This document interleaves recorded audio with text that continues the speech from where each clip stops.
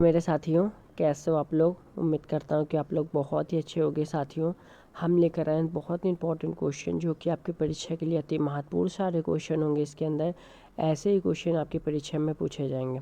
तो साथियों, आप लोग क्लास को ध्यान से देखिए और चैनल पर नए हैं तो चैनल को ज़रूर सब्सक्राइब करके बेल आइकन को ज़रूर प्रेस करिए और वीडियो के एक लाइक ज़रूर आप लोग कर दीजिए। ठीक है साथियों, अब हम बढ़ते हैं अपने क्वेश्चन की ओर। साथियों, उससे पहले आप लोगों को एक निर्देश देना चाहता हूँ। साथियों, जो भी आप लोग क्लास की पीडीएफ रहती है वो आप लोग टेलीग्राम पर अवश्य आप लोगों को मिल जाएगी। आप लोग टेलीग्राम चैनल को ज़रूर ज्वाइन कर लीजिए। ठीक है साथियों, हमारा फर्स्ट क्वेश्चन क्या कहता है साथियों, ध्यान से पढ़ना है। और हमारा फर्स्ट क्वेश्चन क्या कहता है, हमारा फर्स्ट क्वेश्चन कहता है पादप। क्या बोल रहा है, पादप में कायिक अंगों में शामिल नहीं है। थोड़ा सा इसको साथियों जूम कम कर लेते हैं। पादप के कायिक अंगों में शामिल नहीं है। तो क्या शामिल नहीं है साथियों, तो यह हमारा बीज शामिल नहीं है। पादप के कायिक अंगों में बीज शामिल नहीं है। ठीक है, इसके फुल डिफिनेशन से इस सारे क्वेश्चन को पढ़ते हुए चलेंगे। तो साथियों, आप लोग क्लास को ध्यान से देखिए। ठीक है, पादप के अंगों का मुख्यतः दो वर्गों में विभाजित किया जाता है। पहला है हमारा कायिक अंग, इसके अंतर्गत जड़, तना, पत्तियां शामिल किए जाते हैं। और सेकेंड है प्रजनन अंग, इसके अंतर्गत बीज, फल तथा पुष्प शामिल किए जाते हैं। ठीक है, अब हम बढ़ते हैं अपने नेक्स्ट क्वेश्चन की ओर। साथियों, नेक्स्ट क्वेश्चन क्या कहता है हमारा, ऐसे पौधे, क्या बोल रहा है, ऐसे पौधे जिनके बीज के चारों ओर आवरण नहीं पाया जाता है वह क्या कहलाते हैं, तो वह अनावृत्तिबीजी कहलाते हैं। क्या कहलाते हैं साथियों, अनावृत्तिबीजी कहलाते हैं। ऑप्शन नंबर बी बिल्कुल इसका राइट आंसर होगा। तो इसका डिफिनेशन पढ़ लेते हैं साथियों। इसका डिफिनेशन क्या कहता है हमारा, ये भी इम्पोर्टेंट है। ठीक है, डिफिनेशन हमारा, जिन पौधे के बीज के चारों ओर आवरण नहीं पाया जाता है वे अनावृत्तिबीजी कहलाते हैं। इन पर पुष्प नहीं आते हैं। इनके जननांग प्रायः एकलांगिकी होते हैं और इनका परागण वायु द्वारा होता है। चीड़, देवदार, फर, स्प्रूस आदि अनावृत्तिबीजी पादपों के प्रमुख उदाहरण हैं। सिकोया विश्व का सबसे बड़ा अनावृत्तिबीजी वृक्ष है। ठीक है, बढ़ते अपने नेक्स्ट क्वेश्चन की ओर। साथियों, नेक्स्ट क्वेश्चन क्या कहता है हमारा, अनावृत्तिबीजी पादपों के विषय में असत्य कथन है। तो असत्य कथन हमारा कौन सा है, इनका संवहन तंत्र अल्प विकसित होता है। इनका संवहन तंत्र अल्प विकसित होता है। ऑप्शन नंबर डी बिल्कुल इसका राइट आंसर होगा। इसमें इम्पोर्टेंट पॉइंट क्या है हमारा,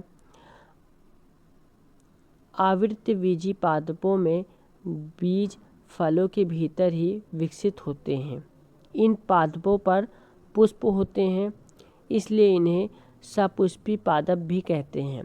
इनके बीजों में एक अथवा दो बीजपत्र पाए जाते हैं। इसी आधार पर इन्हें एक बीजपत्री तथा द्विबीजपत्री नामक दो वर्गों में विभाजित किया गया है। आवृत्तिबीजी पादपों में पूर्ण विकसित संवहन तंत्र जाइलम एवं फ्लोएम पाया जाता है। आवृत्तिबीजी पादप मनुष्यों के लिए अत्यंत उपयोगी होते हैं, जिनसे अनाज, फल, सब्जी, लकड़ी आदि प्राप्त किए जाते हैं। ठीक है साथियों, बढ़ते अपने नेक्स्ट क्वेश्चन की ओर। नेक्स्ट क्वेश्चन क्या कहता है साथियों हमारा,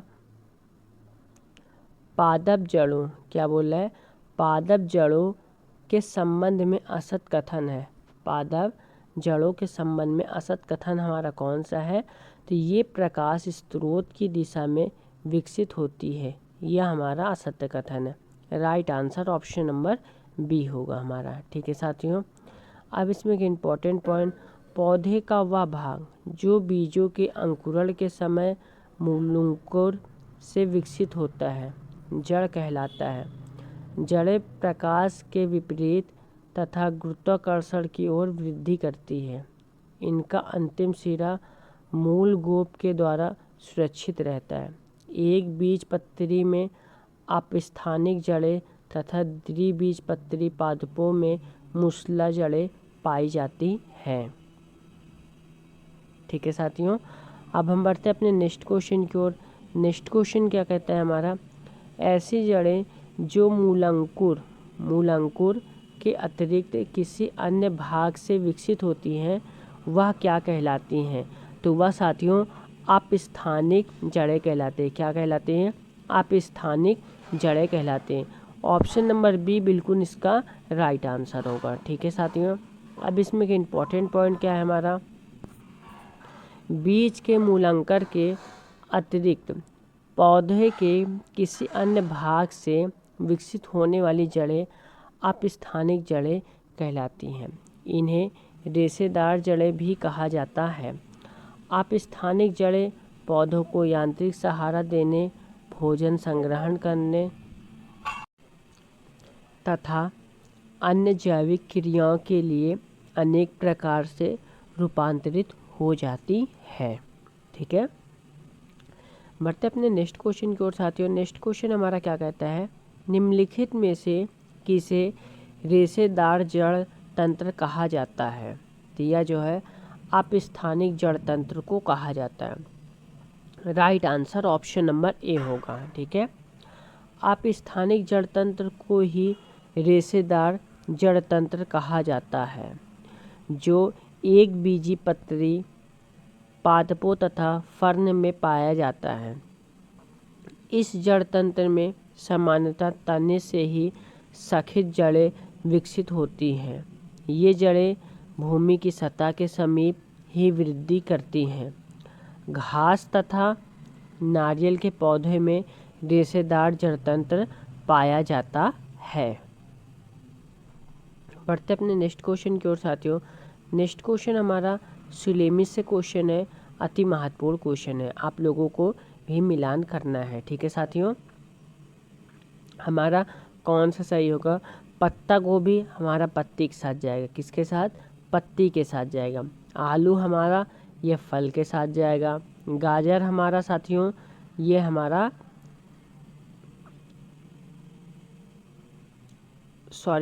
आलू हमारा तना के साथ जाएगा। किसके साथ जाएगा? आलू हमारा तना के साथ जाएगा। ठीक है, आलू तना के साथ जाएगा। और गाजर हमारा किसके साथ जाएगा साथियों?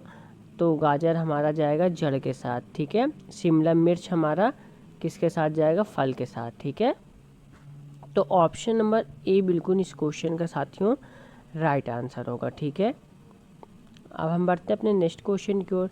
नेक्स्ट क्वेश्चन क्या कहता है, मूसला जड़ों, क्या बोल रहा है, मूसला जड़ों के विषय में असत्य कथन की क्या करना है? पहचान। ठीक है, पहचान हमारा कौन सा होगा? तो इसका राइट आंसर क्या होगा? मूसला जड़ें कंदिल जड़ें स्तंभ मूल अपस्तंभ मूल के रूप में परिवर्तित हो जाती है। ऑप्शन नंबर डी बिल्कुल इसका राइट आंसर होगा। ठीक है साथियों, मूसला जड़ें मूलांकर से विकसित होती हैं, जो प्रायः द्विबीजपत्री पादपों में पाई जाती हैं। गाजर, चुकंदर, मूली, मूंगफली आदि मूसला जड़ों के उदाहरण हैं। मूसला जड़ें तुर्करूम, कुंभीरूप, शंकुरूप, पिंडक जड़ों तथा श्वसन मूल के रूप में रूपांतरित हो जाती हैं, जबकि कंदिल जड़ें स्तंभ मूल, अपस्तंभ मूल आदि अपस्थानिक जड़ों के रूपांतरण है।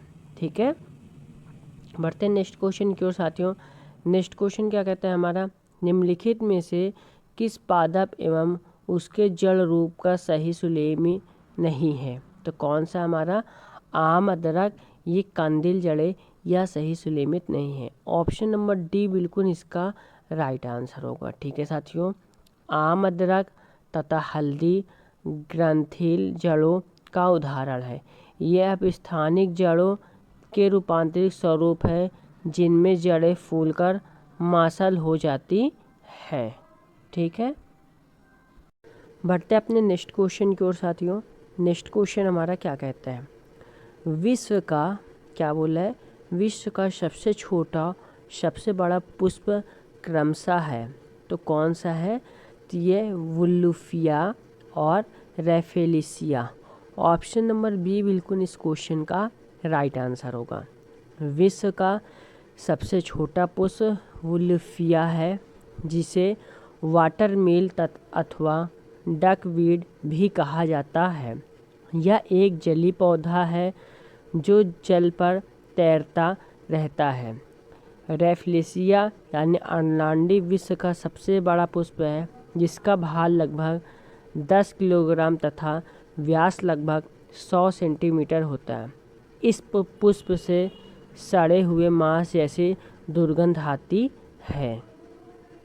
ठीक है साथियों, नेक्स्ट क्वेश्चन, पादपों के तने से संबंधित सत्य कथन की पहचान करना है। तो हमारा तनों का विकास प्रंकुर से होता है, बिल्कुल सही। ये सामान्यतः प्रकाश की ओर तथा भूमि के विपरीत दिशा में विकास करते हैं, बिल्कुल सही। तनों और पर्व तथा पर्व संधियाँ पाई जाती हैं, बिल्कुल सही। ठीक है, यानी उपर्युक्त तो सभी ऑप्शन नंबर डी बिल्कुल इसका राइट आंसर होगा। ठीक है साथियों, इम्पॉर्टेंट पॉइंट इसमें क्या है, तना पौधे का वह भाग है जो बीज के प्रंकुर से विकसित होता है या पादपों का सहारा एवं दृढ़ता प्रदान करता है। तने का विकास समानता भूमि के विपरीत तथा प्रकाश की ओर होता है।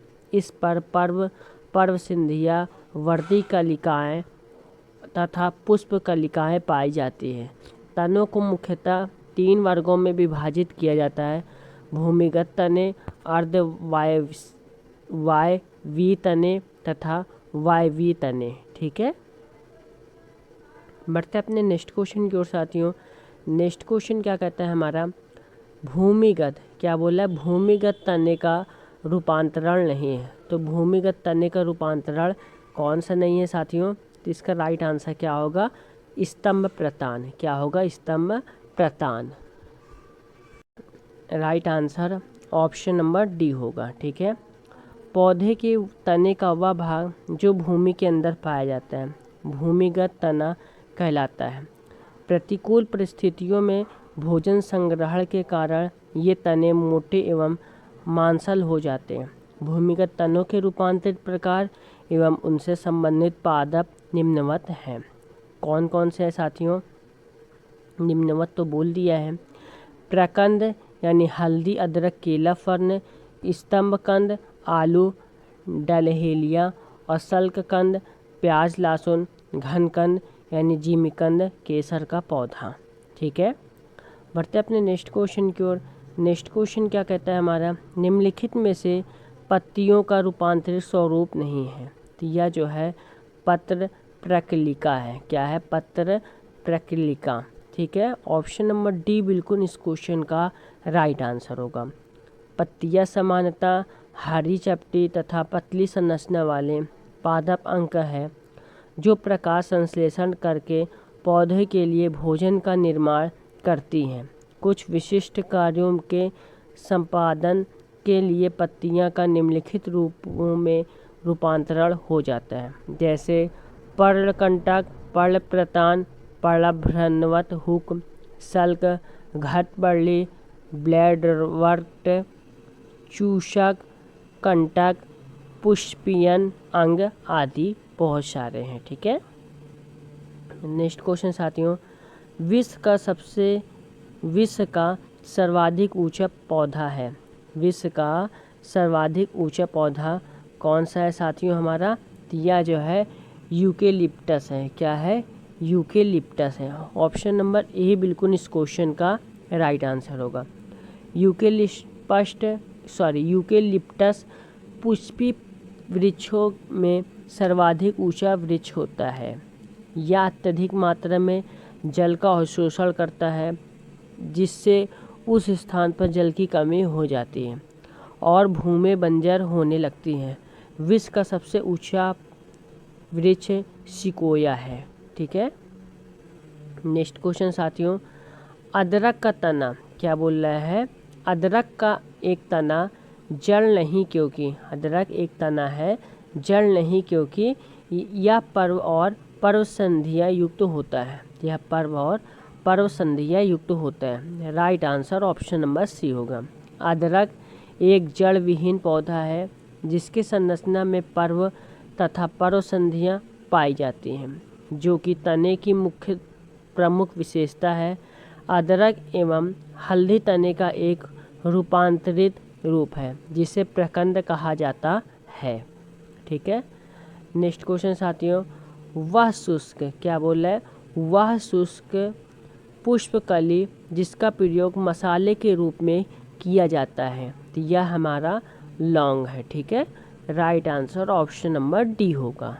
ठीक है साथियों, क्लास अच्छी लग रही है तो क्लास को आप लोग एक लाइक ज़रूर कर दीजिए। ठीक है साथियों, इसमें एक इम्पॉर्टेंट पॉइंट क्या है, लौंग एक सुगंधित पुष्पकली है जिसका प्रयोग मसाले के रूप में किया जाता है। यह एक सदाबहार पौधा है जिसकी उत्पत्ति मूलतः इंडोनेशिया में हुई थी। भारत, बांग्लादेश, पाकिस्तान, श्रीलंका, इंडोनेशिया आदि देशों में इसका व्यापारिक उत्पादन किया जाता है। ठीक है, नेक्स्ट क्वेश्चन साथियों, घटपर्ली के निम्नलिखित भागों में से कौन सा एक घट में रूपांतरित होता है, तो यह हमारा पत्ता है। ठीक है, right answer option number B होगा। घटपर्ली अथवा नेपंथेज एक कीटभक्षी पादप है जिनके पत्ते अथवा पर्ल फलक घट में रूपांतरित हो जाते हैं। इस घट के ऊपर ढक्कन के समान एक संरचना होती है और घट में उपस्थित पाचक एंजाइम शिकार कीट को पचाकर पादप को पोषण, मुख्यतः प्रोटीन प्रदान करते हैं।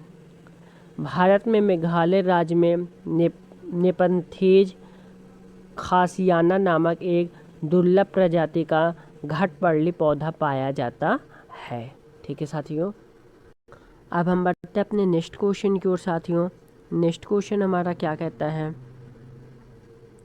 निम्नलिखित में से कौन पुष्प का एक भाग नहीं है। निम्नलिखित में से कौन एक पुष्प का भाग नहीं है, तो यह हमारा पर्णवृत्त है। क्या है, पर्णवृत्त। ऑप्शन नंबर सी बिल्कुल इसका राइट आंसर होगा। पुष्पीय पौधे में पुष्प एक प्रजनन अंग है जो प्रायः तने या शाखाओं के शीर्ष अथवा पत्तियों के अक्ष पर विकसित होता है तथा फल एवं बीज उत्पन्न करता है। पुष्प के प्रमुख भाग निम्नवत हैं, बाह्य दलपुंज, पुमांग तथा जायांग। पर्णवृत्त पत्ती एवं तने को तोड़ने वाली संरचना है जो पत्ती को प्रकाश में उठाए रखता है। ठीक है साथियों, नेक्स्ट क्वेश्चन, पारिस्थितिकी वर्गीकरण के अंतर्गत पादपों का एक वर्ण नहीं है, तो यह जो है हमारा अधिपादक है। क्या है, अधिपादक है। Right answer option number D होगा। ठीक है, पारिस्थितिकी वर्गीकरण के अनुसार पादपों को 4 प्रमुख भागों में विभाजित किया जाता है। जलोद्भिद यानी जलीय पादप जिनमें द्वितीयक वृद्धि नहीं होती है। मरुद्भिद यानी शुष्क एवं मरुस्थलीय स्थानों पर उगते हैं। मध्योद्भिद ये सामान्य जलवायु में उगते हैं। लवणोद्भिद यानी लवणीय मृदा एवं जल में उगते हैं जैसे मैंग्रोव वन। ठीक है साथियों, अब हम बढ़ते हैं अपने नेक्स्ट क्वेश्चन की ओर। नेक्स्ट क्वेश्चन क्या है हमारा, नर पुष्प तथा मादा पुष्प दोनों को जन्म देने वाला पादप कहलाता है, तो यह हमारा उभयलिंगाश्रयी है। क्या है, उभयलिंगाश्रयी। ऑप्शन नंबर डी बिल्कुल इसका राइट आंसर होगा। ऐसे पादप जिनमें नर पुष्प अर्थात पुंकेसर युक्त पुष्प तथा मादा पुष्प अर्थात स्त्री केसर वाले पुष्प दोनों एक साथ पाए जाते हैं, उन्हें उभयलिंगाश्रयी पादप कहा जाता है। उदाहरण में जैसे आम, मक्का, अंगूर आदि हैं। ठीक है, नेक्स्ट क्वेश्चन साथियों, नेक्स्ट क्वेश्चन क्या है, ऐसे पादप जिनमें पुंकेसर तथा स्त्री केसर दोनों एक ही पुष्प में पाए जाते हैं वह क्या कहलाते हैं? तो वह उभयलिंगी कहलाते हैं। ठीक है, ऑप्शन नंबर ए बिल्कुल इसका राइट आंसर होगा। ऐसे पादप जिनमें एक ही पुष्प में पुंकेसर तथा स्त्री केसर दोनों उपस्थित होते हैं उभयलिंगी पादप कहलाते हैं। अधिकांश फसलें जैसे गेहूँ, दलहन, तिलहन, धान आदि उभयलिंगी होते हैं। ठीक है, नेक्स्ट क्वेश्चन साथियों, निर्माण के आधार पर फलों को किन दो वर्गों में विभाजित किया जाता है? यह हमारा सत्य एवं असत्य फल है। ठीक है, right answer option number C होगा। फलों की निर्माण प्रक्रिया के आधार पर उन्हें दो वर्गों में विभाजित किया गया है, सत्य फल तथा असत्य फल। जिन फलों का निर्माण पुष्प के अंडाशय से होता है ये सत्य फल कहलाते हैं, जैसे आम, नींबू, नारियल आदि। इनके विपरीत जिन फलों का निर्माण पुष्प के अन्य अंगों जैसे पुष्पासन, बृहद दल पुंज आदि के द्वारा होता है वे असत्य फल कहलाते हैं, जैसे कूट फल कहलाते हैं, जैसे सेब, अंजीर, सहतूत आदि। ठीक है, नेक्स्ट क्वेश्चन साथियों, सरल फल का उदाहरण है। सरल फल का उदाहरण क्या है? तो सरल फल का उदाहरण है आम और नींबू। ऑप्शन नंबर ए बिल्कुल इसका राइट आंसर होगा। ठीक है, फलों का मुख्यतः 3 वर्गों में विभाजित किया जाता है। फर्स्ट है हमारा सरल फल, जब पुष्प के अंडाशय से केवल एक ही फल का निर्माण होता है, जैसे आम, नींबू, सेब, सरसों आदि। और पुंज फल साथियों हमारा जब फलों का विकास एक पुष्प के अनेक विलंगित स्त्री केसरों से होता है, जैसे शरीफा, रसभरी, स्ट्रॉबेरी आदि। और नेक्स्ट है संग्रहित फल, ये असत्य फल होते हैं, इनका निर्माण संपूर्ण पुष्प क्रम के द्वारा होता है, जैसे सहतूत, अनानास, अंजीर आदि। अब हम बढ़ते अपने नेक्स्ट क्वेश्चन की ओर साथियों। नेक्स्ट क्वेश्चन हमारा क्या कहता है, वृक्ष की आयु का निर्धारण कैसे किया जाता है? तो यह जो है वर्षीय वलियों की संख्या के आधार पर किया जाता है। Right answer option number C होगा। इम्पॉर्टेंट पॉइंट, वृक्षों के तने एवं शाखाओं की लंबाई में पूर्ण वृद्धि के प्राथमिक वृद्धि के बाद वृक्ष की छाल एवं लकड़ी के मध्य स्थित कैम्बियम नामक पतली परत सक्रिय हो जाती है, जो वृक्ष की मोटाई में वृद्धि करती है। यह वृक्ष की द्वितीयक वृद्धि कहलाती है। वृक्ष के द्वितीयक वृद्धि के कारण प्रतिवर्ष वृक्ष की लकड़ी में एक नई परत जुड़ जाती है, जो पुरानी परत से भिन्न दिखाई देती है। इन्हीं परतों को वार्षिक वलय कहा जाता है। इनकी गिनती से वृक्षों की आयु का निर्धारण किया जा सकता है। नेक्स्ट क्वेश्चन साथियों, पौधों में पाए जाने वाले हार्मोन्स के विषय में असत्य कथन कौन सा है हमारा? तो असत्य कथन है इंसुलिन पादपों में वृद्धि कारक हार्मोन है। इंसुलिन पादपों में वृद्धि कारक हार्मोन है। Right answer option number D होगा। ठीक है साथियों, इम्पॉर्टेंट पॉइंट क्या है, पादप हार्मोन्स कार्बनिक पदार्थ हैं जो पौधे में वृद्धि, प्रजनन व उपापचय क्रियाओं को नियंत्रित करते हैं। पादप हार्मोन के 5 प्रमुख वर्ग हैं। फर्स्ट है ऑक्सिन, नेक्स्ट सेकंड है एथिलीन, थर्ड है साइटोकाइलिन, फोर्थ है एप्सिकम, 5 है जिबरेलिन ऑक्सिन। नामक हार्मोन का प्रयोग टमाटर, नींबू, संतरा, केला आदि बीज रहित फलों का उत्पादन करने में किया जा सकता है। इंसुलिन एक जीव हार्मोन है जिसकी कमी से मानव शरीर में मधुमेह नामक रोग हो जाता है। नेक्स्ट क्वेश्चन साथियों, बायोडीजल बनाने के लिए किस वनस्पति का प्रयोग किया जाता है? तो यह जो है साथियों रतन जोत का उपयोग किया जाता है। Right answer option number D होगा। बायोडीजल बनाने के लिए जैट्रोफा या रतन जोत नामक पौधे का प्रयोग किया जाता है। यह एक आवृतबीजी पादप है जिसके बीज से बायोडीजल प्राप्त किया जाता है। यह बायोडीजल का उपयोग डीजल के परंपरागत विकल्प के रूप में किया जाता है। नेक्स्ट क्वेश्चन साथियों, फलों के मीठे स्वाद का कारण है। फलों के मीठे स्वाद का कारण क्या है? तो यह जो है फ्रैक्टोज है। क्या है? Fructose. Right answer option number D होगा। फलों के मीठे स्वाद का मुख्य कारण फ्रैक्टोज है, जिसे फल शर्करा भी कहा जाता है। यह एक कार्बनिक यौगिक है। इसका रासायनिक सूत्र है C6H12O6 है। फ्रैक्टोज संग्रहीन व क्रिस्टलीय ठोस पदार्थ है। यह जल में अत्यधिक विलेय तथा ईथर व बेंजीन में अविलेय है। इसका गलनांक 120 डिग्री सेल्सियस से 375 केल्विन होता है। यूनिटीन फ्रैक्टोज का एक बहुलक है। ठीक है साथियों, अब हम बढ़ते हैं नेक्स्ट क्वेश्चन की ओर। नेक्स्ट क्वेश्चन क्या है? क्लोरोफिल में पाया जाता है। तो क्लोरोफिल में क्या पाया जाता है? मैग्नीशियम पाया जाता है। Right answer option number C होगा। क्लोरोफिल में मैग्नीशियम उपस्थित होता है। क्लोरोफिल या पर्णहरित या हरित लवक एक प्रोटीन युक्त जटिल रासायनिक यौगिक है। यह पौधे के पत्तों में हरे रंग का कारक है। यह सूर्य की किरणों से प्रकाश को अवशोषित करके पौधों को पोषण देने का कार्य करता है। अतः यह प्रकाश संश्लेषण का मुख्य वर्णक है। मैग्नीशियम की कमी के कारण पत्तों का रंग पीला पड़ जाता है। अतः प्रकाश संश्लेषण के अभाव में वृक्ष धीरे धीरे सूख जाते हैं। ठीक है, नेक्स्ट क्वेश्चन साथियों, पौधों में फ्लोएम मुख्यतः उत्तरदायी है। तो इसका राइट आंसर क्या होगा साथियों हमारा? तो इसका राइट आंसर आहार वहन के लिए। Right answer option number A होगा।